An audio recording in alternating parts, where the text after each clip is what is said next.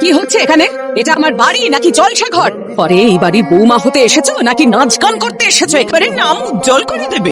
ঘরের মধ্যে দরজা বন্ধ করে নাচছো কেন? রাস্তায় গিয়ে দেই দেই করে নাচো। কাকিমা প্লিজ।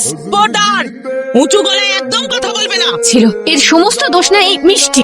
তোমায় কে বলেছে মাঝখানে কথা বলতে? ভাল স্টেপ করছিল, তাই আমার মনে হলো ওকে সঠিক স্টেপটা দেখিয়ে দিই। ভাবতে পারিনি আপনারা এভাবে কোনো আওয়াজ না করে ঘরে ঢুকে পড়বেন। কিভাবে তর্ক করছো তুমি?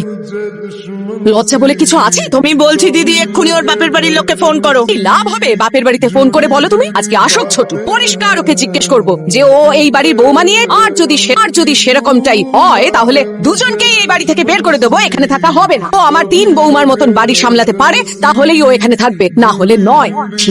আমার মায়ের দেওয়া শিক্ষায় কোনো ভুল নেই। দিনও হয়নি শ্বশুর বাড়িতে এসছে আর এখন থেকে নিজের মতন চলা শুরু করে। আমাদের দৃষ্টিভঙ্গি খারাপ, আমাদের মানসিকতা খারাপ, আর তোমার